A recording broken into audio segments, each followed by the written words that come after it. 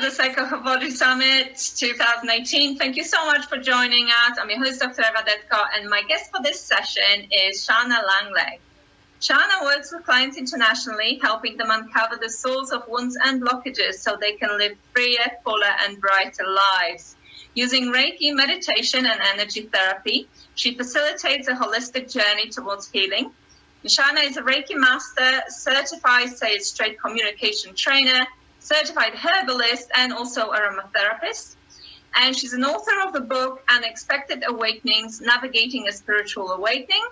Shana also writes for Mind Body Green on Reiki healing. A skilled and passionate teacher and facilitator, she's been leading groups and workshops and classes for over 15 years. So Shana, welcome to the Psycho-Body Summit. Absolutely delightful to have you with us. Welcome. Thank you so much, Dr. Ava, for having me. I'm really excited to be here with you. And thank you so much for putting on this summit. It is such an important and much needed topic. So thank you so much for making this information available for those who need it. And, you know, obviously I couldn't do it with all the wonderful people who are contributing, yourself including. So, of course, thank you for being here. And I wanted to start by asking you, what attracted you to energy therapies and energy medicine? Can you share your story? I'm sure there's a story behind it. Absolutely, yes. So I have a varied journey towards healing, as most of us that become practitioners of some type of healing arts have. Since I was a child, I was always extremely sensitive. I was what we now understand was an empath, right? Or have been my whole life. We didn't have a term for it back then other than highly sensitive. And so I spent a lot of my childhood actually being quite afraid of the amount of energy that I could pick up on and feel, of environments that were overwhelming, a lot of sensory overload issues at times. And so I didn't really know what to do with that. So my parents helped me out in lots of different ways. My parents actually studied hypnotherapy when I was in my teens. And so that was my first kind of jumping off point into understanding a little bit more about the subconscious, a little bit more about energy. And so since I was about 16 years old, I've been doing some form of learning around energy work, from hypnosis, group types of hypnotherapy and therapy sessions, flower essences, essential oils, eventually found my way towards Reiki. Part of the way that I found my way towards Reiki was that after having a very sort of hyper successful career in executive management, I ended up having a really bad depressive breakdown. I now call it a breakaway, but at the time it felt really debilitating. I actually ended up going on disability from my very high-powered job because I couldn't get out of bed in the morning. And so I went from having been this very successful type A workaholic personality who was actually I was always doing personal development work of some kind, to this large breakdown or breakaway that happened really to kind of put me flat on my back, I think, so that I could explore all of those delved into levels and layers of healing. And so my personal healing journey has been going on in some way, shape, or form for almost 2 decades now. And then on top of that, found a way to share all of those tools with others. So became certified in all of the different modalities that you had mentioned, Reiki being the primary. And along with that is an intuitive gift that I have as well. So I work intuitively with clients in addition to doing energy healing work to help promote these larger shifts. So that's my very brief story in a very small nutshell. Wow, that's awesome. Thank you for sharing. And of course, you work with clients, as you said, and you teach as well. So clearly, you're a great person to tell people more about what Reiki is, how it works, and what the main benefits are. So perhaps we could do that next. So Reiki is a form of hands-on energy healing. It's a Japanese tradition. There are so many different types of energy healing and energy medicine. So I always make the joke that Reiki is the car that I drive. We all have different vehicles or ways to get to healing. I happen to drive the Reiki car, and there are all different styles and types, from quantum healing to healing touch, healing in America. There's all different ways that we can access energy healing. Essentially, what we do through Reiki as a modality is channel life force energy into the body through the crown, the top of the head chakra, into the heart and out through the hands. And so I liken it to acupuncture without the needles, right? So instead of using needles, I'm using my hands to locate energetic, physical, emotional, and mental blockages in the body to help gently release those blockages so that people can make improvements in their lives. I'm a big fan of saying that I don't actually heal anybody. I actually facilitate somebody else's healing journey and their body to heal themselves in the way that their body already knows how to do that. So are all different ways of releasing blockages, from yoga to exercise to hypnotherapy. The power of the mind in participating in that can be really huge. So we work a lot with limiting beliefs. And then Reiki is just another modality that allows us to access the subtle energy body to move and clear those blockages out. As a result of working with energy, most clients notice pretty significant shifts after the first couple of sessions. Oftentimes, there are clients who have been struggling with processing a lot just at that mental level, right? They're doing a lot of therapy, they're reading a lot of books, they're taking a lot of classes, they're really working with that knowledge at that very mental level. And so one of the beautiful things about Reiki is that we take that information, we take all that energy in the mind, and we integrate it into the body. And so a lot of times people that have been spinning their wheels in their mind, right, trying to do all this work and can't get to that next step, Reiki allows us to get to deeper levels of the subconscious, the unconscious, the emotional and energetic bodies to push and move those blockages out so people can make those quantum leaps forward without necessarily needing to do quite so much mental brain work. That's excellent. It's a great explanation. And so obviously people who are watching this summit will be at least partially familiar with the energy medicine. And we've got Dr. Goswami explaining the foundations of quantum healing, and other people obviously talking about it. Perhaps you can mention the principles behind Reiki in this context, basically, so that people kind of maybe can piece it together with all the other bits of information they already had about energy medicine. Absolutely. So Reiki is, as I mentioned, a Japanese tradition. It's been practiced in Japan actually for thousands of years. We as Westerners have only recently been accessing it in the early 1900s. And so the way we practice it in the West is actually slightly different than it's practiced in Japan itself. There's a fairly cloistered feeling around how Reiki is accessed and practiced in Japan, and for good reason, because I think as Westerners, we have a tendency to go in and culturally appropriate things and make them our own, which has actually been done in and with the Western practice of Reiki.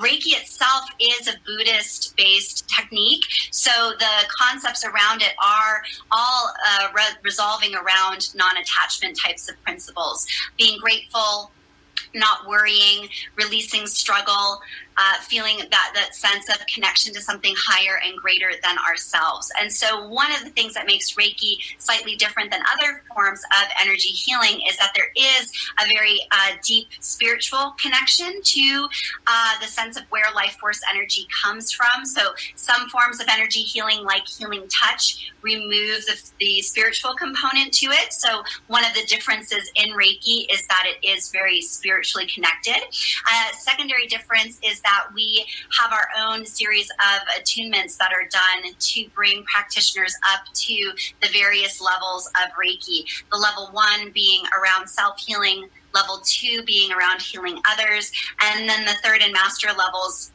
are for advanced practitioners with that master level being focused on being able to teach Reiki to other people. And so at its core is a deep sense of presence in the current moment, the connection to source energy so that we are channeling through source. Reiki means spiritually guided life force energy in Japanese. So Rei meaning God or the universe, and then Ki or Chi meaning life force energy. So there is a belief that for those of us who are practicing Reiki, we are actually conduits for the energy that comes through God, Goddess, the universe, whatever your term is for that higher power. Excellent. Great. Again, brilliant explanation. So, of course, this can be done in person, or it can be done at a distance. I want to talk about distance Reiki in a minute. But before we do that, perhaps you could tell people a little bit more about what they can expect from a typical Reiki session.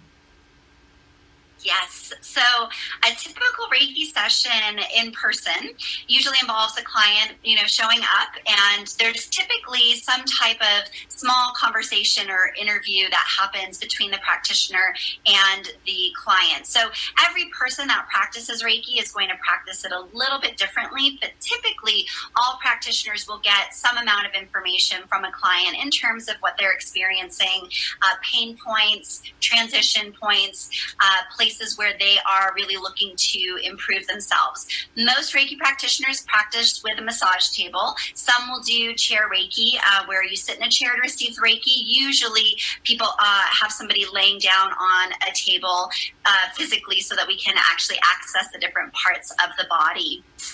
Every practitioner is going to induce still point in a different way. So still point being that meditative trance-like state. When I do Reiki, I do that using sound. I use tuning forks. I also do and use essential oils and aromatherapy, and then a guided meditation and some music. So every practitioner is going to have a different way of kind of getting you into that sweet spot. Usually we do it using some type of guided meditation or music. Once that person's reached that kind of nice meditative space, then the practitioner is moving their hands physically along the body to reduce blockages and release energy. Some practitioners practice a hands-off version of Reiki where they're essentially beaming the energy or hovering the hand above different points on the body. I personally practice a hands-on approach where I'm actually touching the body physically and conducting energy in that way. Those who practice the Usui method, which is the method that I'm trained in, there's many different methods that you can be trained in the United States. Each master has their own sort of form that they practice within. In my particular form, there's a set series of hand positions that are taught to level 1 and level 2 practitioners to address all of the main areas of the body from the top of the head down to the feet or the toes. However, I practice a form where I use a biosyn scan, which is like a body scan. So before I actually work on the body, I'm physically scanning the energy system to see where those blockages or hot spots are. So I don't actually work based on the set series of hand positions. I work intuitively based on where that person's body is at that moment to address the blockages that I'm feeling and perceiving as I move my hands along the body. And many practitioners practice in that way. And then there are other practitioners who simply follow the set series of hand positions. In terms of what the client experiences on the table, there's a wide variation, all the way from people who fall asleep on the table to people who have really intense, deep releasing, as I'm sure you know, looking like things like crying, laughing, sneezing, trigger points or releases happening in the body through shaking or twitching, hot and cold sensations. So it's really a pretty varied experience depending on where that person is at that particular time in their life and what they're needing in that particular session. After we're done with the actual Reiki part, most practitioners will then sit down and talk with the client post-session and just kind of let them know what they picked up on, how they worked, I particularly work with giving clients a lot of tools and information that they can take with them after a session to go out into their lives and actually start to incorporate the energy. Other practitioners will just do the Reiki, send you off, and then you come back for repeat sessions as needed.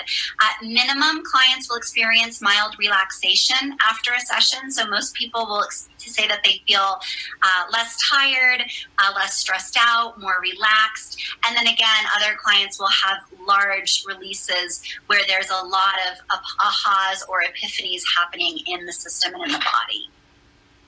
Great, thank you for that. And so, and you said obviously that you practice the hands-on version, but of course we know that the Reiki can be done at a distance. So for those people who may be thinking, well, yeah, no, I'd like to give this energy medicine a try. Maybe they haven't tried anything like that before.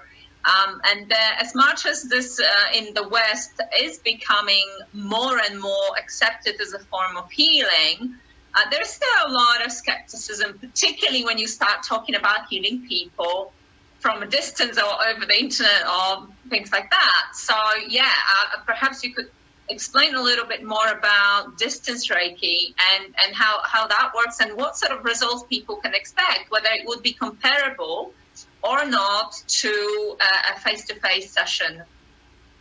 Yes, distance Reiki is phenomenally fascinating, and it's actually about 40% of my practice. So I do in-person sessions in Santa Fe, New Mexico, where I have a practice, as well as San Diego, California.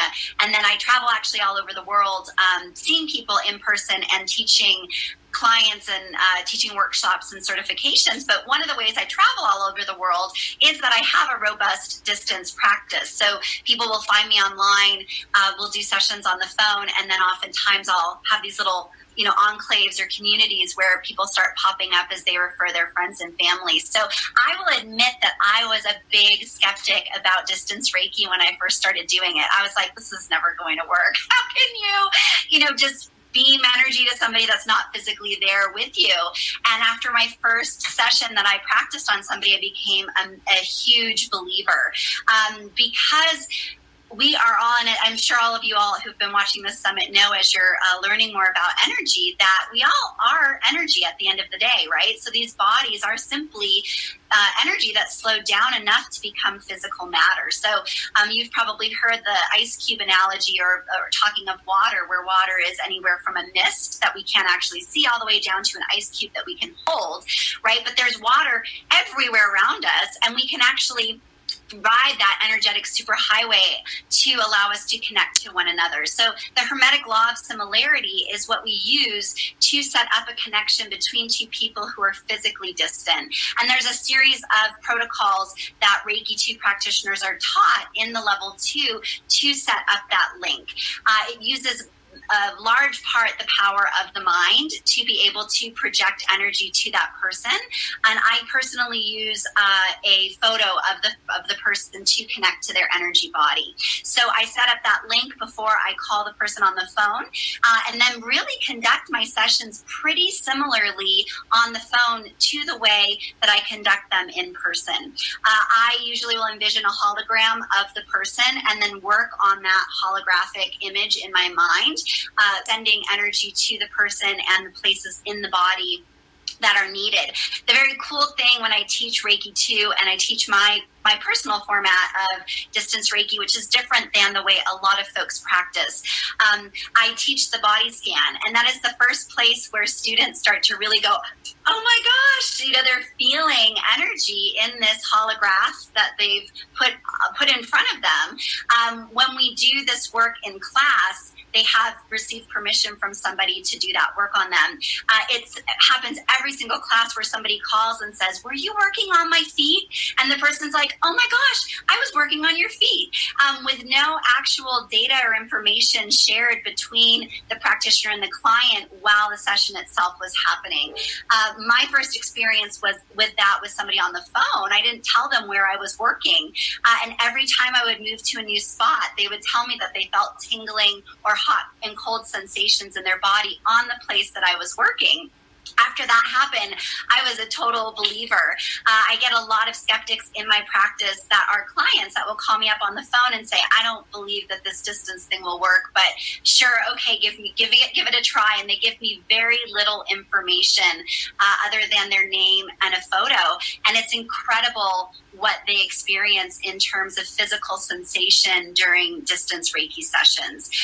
Most people will have a very similar outcome to an in-person session in terms of feeling relaxed, feeling like they've moved through blockages, feeling a heightened state of happiness. Euphoria sometimes even happens after a distance session. The neat thing about the distance work is that because we're not in physical bodies, physically connecting, distance session work tends to go much more quickly because we're fully just working at the energetic level. And so we're able to move energy much more quickly without the constraints of the physical body. So that's a neat thing that also happens in distance Reiki work. A lot of distance Reiki practitioners will not actually call you on the phone and conduct an actual real-time session. A lot of Reiki practitioners will send distance Reiki to you while you're sleeping or at an agreed-upon time. I actually work very directly and set up sessions so they mirror my in-person sessions. And I do that purposefully because it allows for me to be able to have a real-time conversation with the client about what's happening for them. And then there's some continuity between sessions. So I feel that it lets us go more deeply to be able to be on the phone together, but not every practitioner will practice in that way. That's very, very interesting, absolutely fascinating, and great examples. And so you did mention that level 1 is focused on self-healing, and in case people are watching and thinking, well, okay, I quite maybe would like to try it, but I also would like to perhaps do this for myself, on myself. So can you talk a little bit more about people using Reiki on themselves, and how does it differ from having that practitioner or somebody else doing it on you versus you doing it on yourself? I love that question. That is such a really good question. So my goal always is to get a client, and usually my clients become students, to a place where they can actually do 70 to 80% of their own healing work on themselves. A lot of times we'll go through a challenge in our life and we need somebody else to get in there with quote unquote the big guns, right, and help us move things through. But most of us, if we are working on ourselves and our self-healing every single day, we can move that needle forward and actually prevent those huge crises in life that most of us find so uncomfortable. A very Western way of approaching healing is that you wait until you get sick, you go see the doctor fixes you, you go home, and then you just wait again until you get sick, right? And so I'm sure I'm preaching to the choir around this concept that health is happening every single moment of every single day. Our thoughts, our emotions, what we put into our bodies, all of these systems are working together to create overall health. So it makes a lot of sense that we have tons of power to be able to move through those issues for ourselves on a daily basis. So my goal is actually to put myself almost entirely out of practice, if I can, by teaching people how to work on themselves. So self-healing mimics in-person healing in the sense that you are literally putting your hands on the body in the same way that a practitioner would. I liken this to going to the dentist, right? So all of us, hopefully, brush our teeth every day or a couple times a day, right? Every once in a while, every 6 months or so, you get in to see the dentist, and they go and they get in there with the tools and they do that really nice deep clean, right? Same thing, in my personal opinion, goes for energy work. We should each be working on ourselves every day, right? That energy hygiene concept of clearing and working with our energy field. And then every once in a while, something comes up and it's like, you know what? Okay, I can't handle this on my own, or I need somebody else to get in there and help me see a level or a layer that I can't see myself. And then we get in to see an actual practitioner to work on us. I have an entire team of people that work with me on my own healing work, from energy practitioners to body workers, massage therapists, acupuncturists, Ayurvedic doctors, naturopaths, just so that I have them on hand when I need them for those moments in my life where I'm like, you know what, this is outside of what I can do for myself. And we all have those experiences. But the more that I work on myself, and I do my own self-healing work every day, the less those moments actually become crises.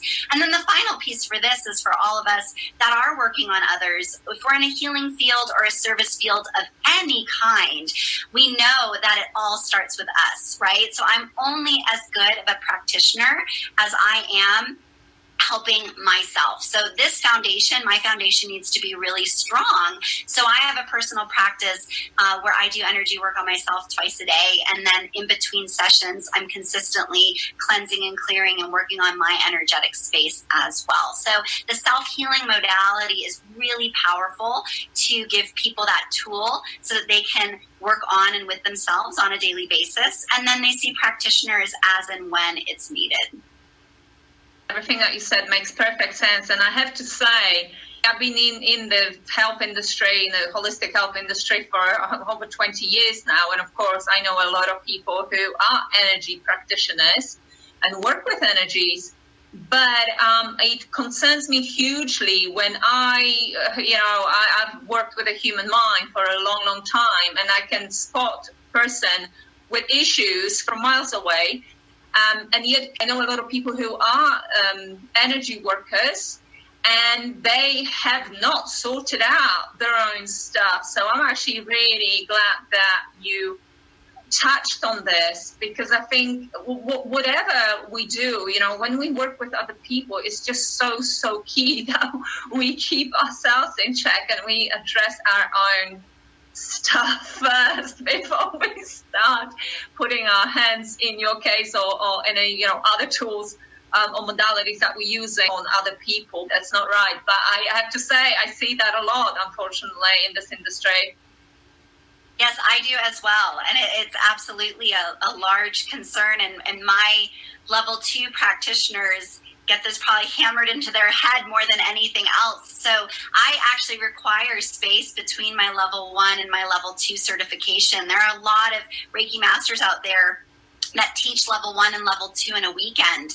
And I really physically just don't understand how you could learn to work on yourself and learn to work on somebody else all in the course of 2 days. But what also gets lost there is that very key foundational step of learning to work on yourself first. So I'll actually have a lot of students that will take the level 1, and they'll wait years before they take the level 2, because they really want to make sure that they've addressed this piece. And so when my students say, you know what, I don't think I'm ready for level 2 yet, there's always a part of me that's like, oh, because I love teaching them. And I'm always like, yay, that's so awesome, because they got the message that all of this needs to at least be understood. We're all works in progress, right? So none of us are ever getting to that, final place where we've done it all. But when we don't understand what our issues are, then countertransference becomes huge, and it's how you get a wounded healer. So I say to all my students, you have to know what your stuff is so you don't mix it up with what your client's stuff is, right? And then also, when we don't take very good care of ourselves, we end up as healers often outputting too much, and then we get burnt out, we get drained, and then we can fall into this trap of thinking that we have it all figured out when we really actually need to go back to the drawing board and work on ourselves. So I couldn't agree with you more on that particular topic. Yeah, yes, so important and great. I'm really glad that you brought this into the conversation. So now, following on from here, the question is, how do people find the right practitioner? Do you have any tips on that? Of course, you are available to work in person, of course, in Santa Fe, as you said, but say people are obviously spread around the world, and distance healing is something that they may consider, but they would like this sort of in-person experience as well, perhaps. do you have any tips for people looking for a Reiki practitioner? What should they pay attention to? Yes. So I actually wrote an article on Mind Body Green on this particular topic. So I'll send it to you. Make sure that you have it, and you could send that also if people want to read that with some more specific tips. Reiki.org is a great website for finding members who have been certified in the Usui method, which is the method that I've been attuned to. However, I will say that all Reiki practitioners are not created equal, right? And so I think it's a really fantastic question to ask. How do you know if somebody's good at all? Because you can do a search on Yelp or a search on Google Maps, or even just a Google search itself for Reiki practitioners in your area, and you'll see just a full long list of folks being returned. So I really love review sites, so Yelp and Google Maps in particular, because they are places where you can sort of read and see other people's experiences. And, not all reviews are valid reviews, but it's often a good place to just start with and see what other people are saying about that practitioner. When I would go on their website, right, obviously, if they have a website, take a look, see what information you can get. If they have social media, check out their social media pages. You can find out a lot about a person's perspective about what it is that they're posting to their social media sites, be it Instagram or Twitter or Facebook. Doing that initial overview as you start to research a practitioner, you're going to get a really good sense of whether or not this is somebody whose worldview tends to align with yours. I think when we look for practitioners, it's kind of like dating, right? So you're sort of looking for somebody that speaks to you on both this conscious but subconscious level. So really allowing yourself to trust your gut and trust with how you feel when you see that person's picture, when you read their messaging on their website or on their social media. And then I would, pick a couple people that are resonating for you and send them an email or give them a phone call. I often will talk with clients for a good 5 or 10 minutes before they book a session, just because they want to hear my voice or they want to ask me a couple questions. Most Reiki practitioners will give you at least 5 to 10 minutes of their time. Obviously, if you want to sit and talk to somebody for a half an hour, the kind thing, the energetic exchange there would be to pay them for, a large swath of time. But if you just want to get a flavor for who they are, asking if they'll talk to you on the phone for 5 or 10 minutes is perfectly valid, or sending them an email and asking them a few questions. I do think it's important to ask people how long that they've been practicing and what their schooling or what their certification has been like. So I get asked that question a lot.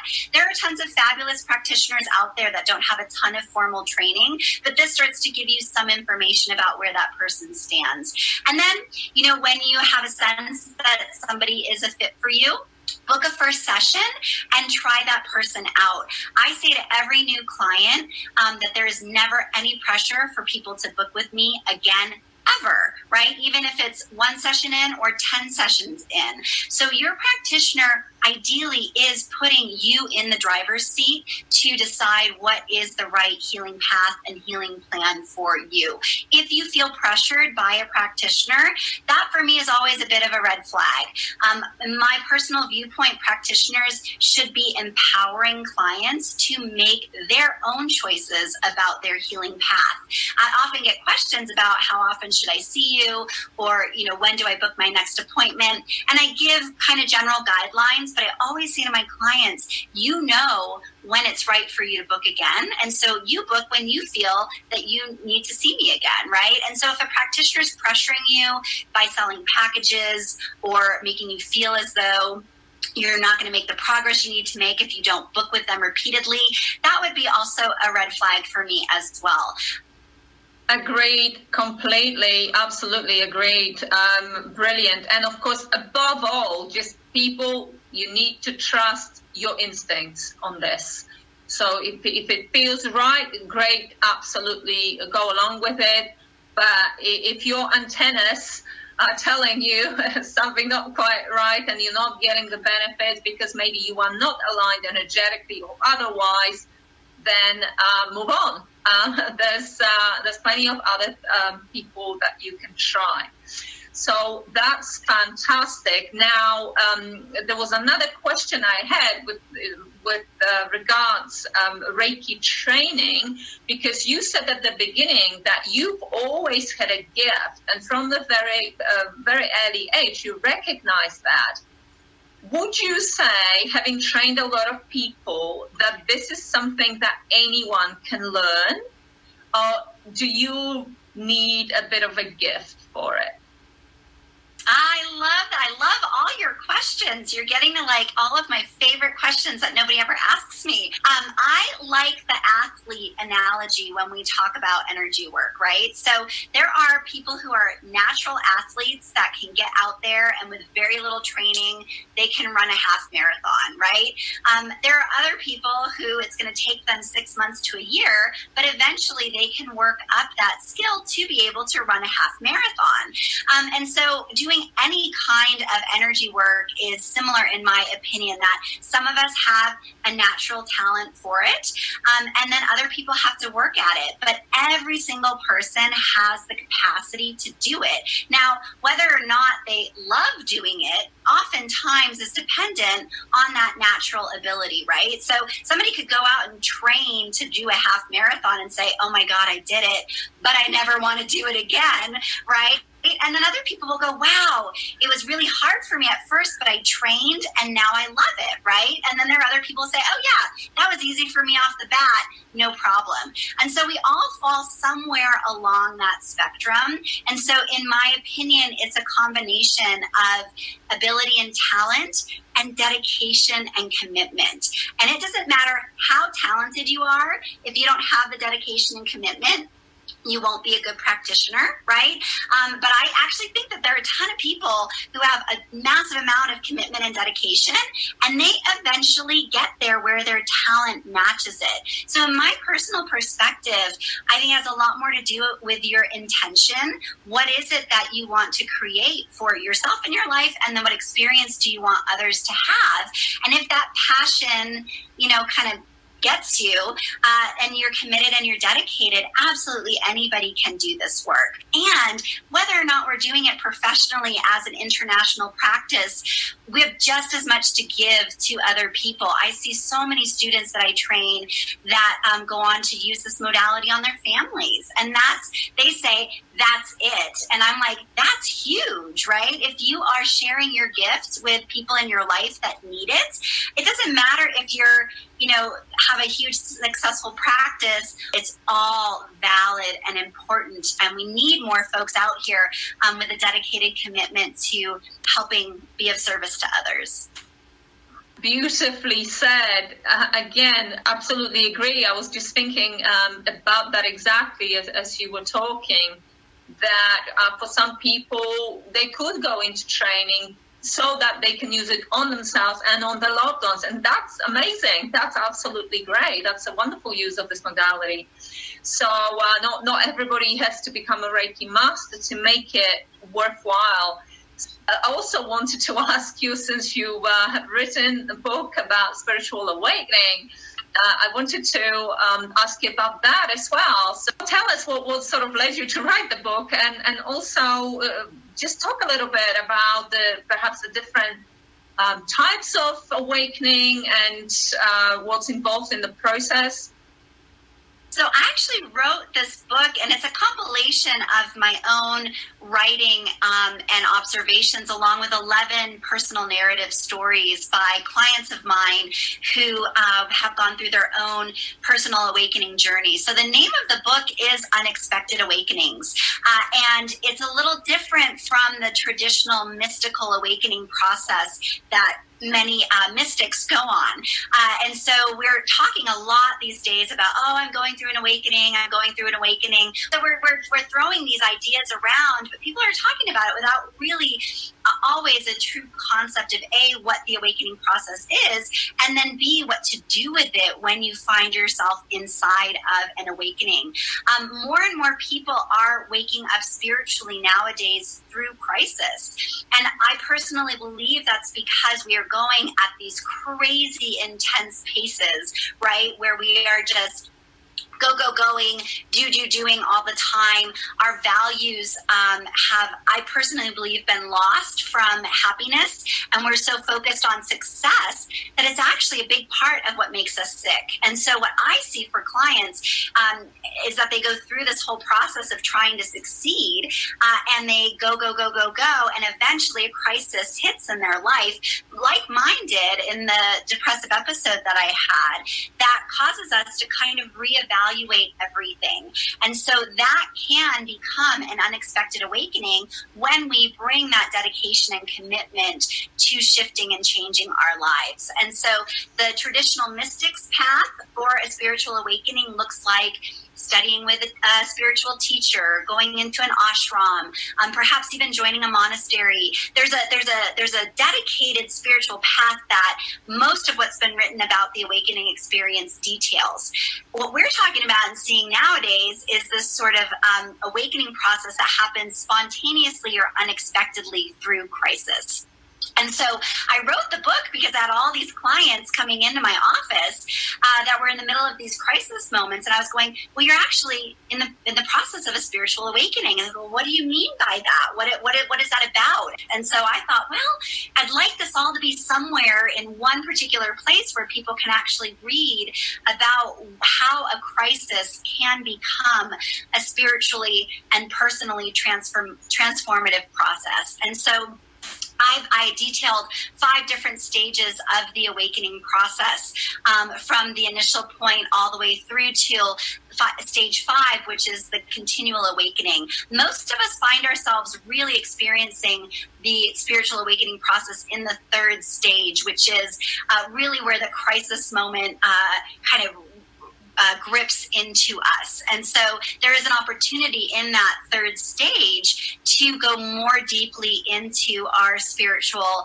energetic, and emotional process so that we can find that still point, right? That liminal stage, that place where we are actually shifting from one energetic frequency to another. And so there's a lot in the book where we talk about chaos theory, right? And the concept that chaos is actually the natural agent of change. Yet as Western society, we don't like chaos. We don't invite chaos into our lives. Everything has to be structured and logical and understood. And so chaos will come into our lives at whatever level is needed to promote change. For some of us, it's a whisper. For most of us, it's a full-blown storm, right? Because we don't allow ourselves to shift until we get to that place. So what the book does is describes all of the symptoms that you might experience from a spiritual awakening standpoint, what the stages are. It's 11 stories of people who have been through it and all the different ways that they have awakened from suicide attempt to anxiety and panic disorders, death of loved ones, career shifts, moving, breakups, divorce, all of these ways that crisis and change comes into our lives. And then the last part of the book has some tools and tips for how to navigate the awakening process should you be finding yourself inside of it. I asked you that question because I believe this could be of interest to a lot of people watching, since a lot of people who are here with us are possibly going through this crisis right now. So having some sort of guidance on how to navigate, or even to recognize it in the first place as an awakening rather than just a hugely disastrous thing that is happening to them, that is in itself quite helpful, which is why I thought it was definitely worth mentioning, because a lot of people are not even aware that is, it is something that is actually positive, not necessarily negative. Yes, absolutely. I am a big fan of the reframe, right? And so a lot of times people will read the book, and the biggest benefit from the book is just the understanding that what they're going through doesn't have to be a crisis, right? And so 90% of what we experience is perspective. And so we can come at it from this perspective that this is horrible and our life is falling apart and, oh my God, everything is, changing and shifting, or we can say, wow, look at that. And what do I want to become on the other side of this? So again, it's that empowerment that we have to choose not to become a victim to our lives and our circumstances, but instead to own the story, own what's happening to us, and then also say, okay, well, what's the way forward through this? Since my life is shifting anyway, I can either be really upset about it and get into that energetic vibration, or I can raise the frequency and say, you know what? This hurts and it's painful and it's not fun right now, but I can actually shift this into a different way of approaching it, of showing up to it. And that's what actually creates the awakening itself. So I've talked a lot about commitment and dedication in this particular interview, but I think that is what makes something an awakening rather than just getting through to the other side of a crisis. That commitment that says, you know what, I don't want to go back to the old ways anymore. I don't want to just patch this up and say, okay, I'm done, on to the next, and repeat the same patterns. I want a whole new way of being. I want a whole new life. That commitment and dedication is what makes it an awakening process. And it's not easy, but it's so rewarding. So absolutely, I really feel that so many folks can benefit from this reframe about any kind of crisis or transition that's happening in their lives. Yeah, absolutely. And this goes back to what something that's already been said on this summit before, and it's that recognizing that whatever's happening, it's happening for you and not to you. And that, it's so huge when you make that transition and you change your perception, because it's a huge shift. As you said, not necessarily easy, but it's worthwhile persevering, and it's worthwhile developing that level of awareness, definitely, for sure. Fantastic. Thank you so much for everything that you have shared. I wanted to ask whether there's anything else that perhaps you still want to share that we haven't mentioned here. And if not, do you want to share anything about your work or your projects or your courses, anything at all, your workshops? This was such a fantastic conversation. I don't have actually anything else to add. Thank you for putting this together, and thank you for inviting me to be a part of it. In terms of the book, it's purchasable on Amazon, so it's in Kindle and paperback version. So if you'd like to pick up a copy of the book, you can jump over to Amazon or go to unexpectedawakenings.com and get a copy of the book there. In terms of projects, I teach 2 online classes. I teach an intuitive development, a 12-week course called Sage Series, and then I teach a 6-week online class called Living in Divine Balance, and it's actually about connecting more deeply in with yin and yang, or masculine and feminine energies, to find balance. So you can check out my website for those online courses. And I also have a retreat that I'm getting ready to put together for New Year's on Bainbridge Island, which is off the coast of Seattle, and a Sedona retreat that's coming up in March. So all of that information will be on my website shortly for you to check in with. And then I'm available for distance sessions or in-person sessions. And my website also has information about where I'm traveling to. And I'm very also happy to entertain travel to places where I haven't been before. Oftentimes I'll have enclaves of people that will invite me to come and teach a course and do sessions there as well. So that's always an option. I love to travel. So I think that's everything. Thank you so much for this opportunity. I so appreciate it. Well, we are all thanking you. Absolutely brilliant. Everything that you've shared, as I said, has just been wonderful information.